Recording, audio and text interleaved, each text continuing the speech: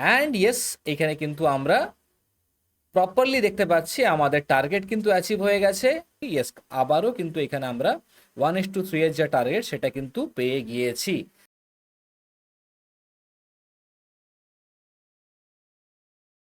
নমস্কার বন্ধুরা, আমি গৌরব আর আপনাদের সকলকে জানাই আমার এই চ্যানেল ট্রেডিং টেকনিক বাংলায় স্বাগতম।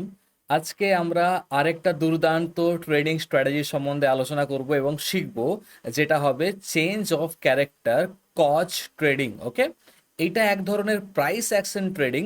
যারা যারা মার্কেটে ইন্ডিকেটর পছন্দ করেন না ইউজ করতে, কারণ তারা সকলেই ভাবেন কি ইন্ডিকেটর হয়তো ল্যাগিং ইন্ডিকেটর, কিন্তু আমি আমার চ্যানেলে এরকম ইন্ডিকেটর সম্বন্ধেও খুব ভালো ভালো ট্রেডিং স্ট্র্যাটেজিস আপলোড করেছি এবং আগামী দিনে আরও আপলোড করব। তাই চেক আউট করতে ভুলবেন না এবং তার ফলে কি হবে, আপনাদের যে ইন্ডিকেটর ইউজ করার যে ভয় সেটাও কেটে যাবে।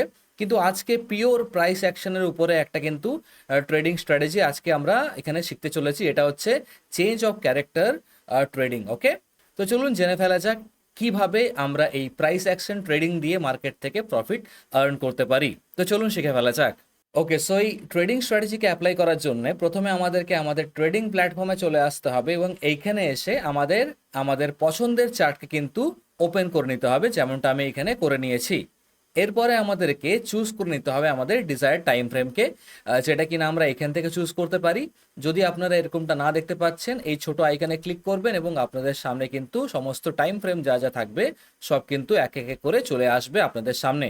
এখান থেকে এবারে আপনাদের পছন্দের টাইম ফ্রেমকে কিন্তু চুজ করে নিতে হবে। আমি কিন্তু আজকের এই স্ট্র্যাটেজি দেখানোর জন্য 1 ডে টাইম ফ্রেমকে চুজ করছি। ক্লিক করছি এবং ক্লিক করতেই কিন্তু আমাদের চার্ট এখন 1 ডে টাইম ফ্রেমে কিন্তু সেট হয়ে গিয়েছে। এবারে চলুন বুঝে ফেলা যাক কি কিভাবে আমরা এই স্ট্র্যাটেজিকে ফলো করে ট্রেড নিতে পারি। তো তার জন্য প্রথমে আমাদেরকে বুঝে নিতে হবে কি মার্কেট কিভাবে চলে। মার্কেট সব সময় এরকম একটু নামে, ওঠে, আবার নামে, আবার ওঠে, আবার নামে, ওঠে, আবার নামে, ওঠে, এরম করে কিন্তু মার্কেট চলে।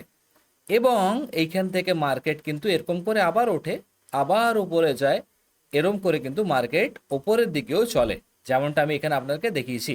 দেখুন কেমন করে মার্কেট এখানে চলছে। এরম নামলো, একটা লোয়ার হাই বানালো, আবার লোয়ার লো বানালো, হাই বানালো, এরকম করে কিন্তু মার্কেট যখন ডাউন ট্রেন্ডে যায়, মানে নিচের দিকে যখন মার্কেট যায়, কিন্তু তারা লোয়ার লোজ ফর্ম করে এবং লোয়ার হাইজ ফর্ম করে। কিন্তু যখন মার্কেট ওপরের দিকে যায়, অর্থাৎ আপ ট্রেন্ডে যায়, তখন কিন্তু মার্কেট হায়ার হাইজ ফর্ম করে এবং হায়ার লোজ ফর্ম করে। তাহলে এটা তো বোঝা গেল, কিন্তু এবার বুঝে নিতে হবে কি চেঞ্জ অফ ক্যারেক্টার কোন সময় হয়। তার জন্যে দেখুন এখানে মার্কেট যখন লোয়ার হাইস লোয়ার লো ফর্ম করতে করতে নিচে যায়, মানে একটা ট্রেন্ডে যাচ্ছে, কিন্তু হঠাৎ করে মার্কেট ট্রেন্ডে চেঞ্জ এনেছে এবং এইখান থেকে মার্কেট ওপরের দিকে এরম করে উঠে যাচ্ছে। এবারে দেখুন মার্কেট যখন নিচে যাচ্ছিল তখন কিন্তু যেরকম বললাম লোয়ার হাইস ফর্ম করছিল, কিন্তু এখানে হায়ার হাইস সাডেনলি ফর্ম করা শুরু করে দিয়েছে। এইখানে দেখুন একটা জাংশন আছে।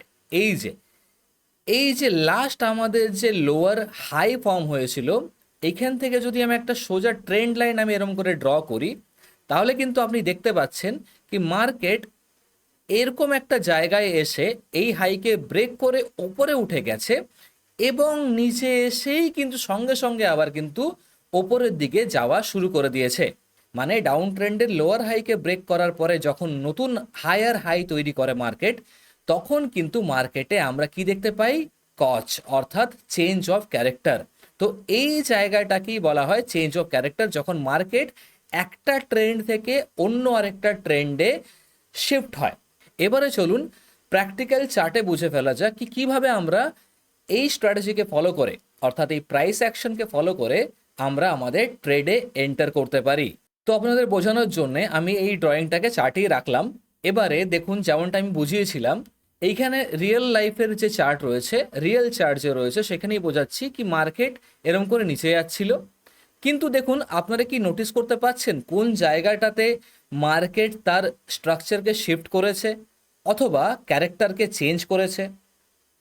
হ্যাঁ, ইয়েস, আপনারা ঠিকই ধরেছেন। যখন এই যে লাস্ট লোয়ার হাইটা ছিল, যেইখানে এই লোয়ার হাইটাকে মার্কেট ব্রেক করে উপরে চলে গেছে, দেখুন এখান থেকে মার্কেট উপরে চলে গেছে এবং একটা হায়ার হায়ার ফর্ম করেছে, এই জায়গায় কিন্তু আমাদের চেঞ্জ অফ ক্যারেক্টার দেখা যাচ্ছে। আমি যদি এখানে একটা ট্রেন্ড লাইন ড্র করি তাহলে কিন্তু আপনার কাছে জিনিসটা ক্লিয়ার হয়ে যাবে। আমি যদি এখান থেকে ড্র করি, দেখুন মার্কেট কিন্তু এই লাইনের ওপরে ক্লোজিং দিয়েছে এবং এইখানেই কিন্তু মার্কেট বুঝিয়ে দিয়েছে কি মার্কেট একটা নতুন হায়ার সৃষ্টি করেছে। তাহলে আমি এইবারে এই ড্রয়িংটাকে ডিলিট করি। এবারে যেহেতু এইটা একটা বুলিশ আমাদের চেঞ্জ অফ ক্যারেক্টার, সো সেই জন্যে মার্কেট যখন এরকম ব্রেকআউট দেবে, তারপরে যখন একটা পুলব্যাক আসবে সেই লাইনের মধ্যে, তখনই কিন্তু আমাদের ট্রেডে এন্টার করতে হবে। যেরকমটা আমি এখানে করতে চলেছি, স্টপ লস আমাদের লাস্ট সুইং লোতে থাকবে, যেমনটা আমি এখানে দিচ্ছি এইটা আমাদের লাস্ট সুইং লো, একটু বাফারিংয়ের সাথে দেবো, বেশি নয়। এবং আমাদের টার্গেট যেটা থাকবে সেটা কিন্তু 1:3 এর জন্য যাব, কারণ এগুলো সব কিন্তু আর্লি ইন্ডিকেশন দেয় মার্কেটের সম্বন্ধে। সেই জন্য আমরা কিন্তু এখানে 1:3 এর রেশিওর সাথে যাব। আমি এখানে এটাকে নিয়ে যাব উপর দিকে এবং চেক করব আমরা পেয়েছি নাকি, দেখি সাইডে টানি, এখানে তো হয়নি।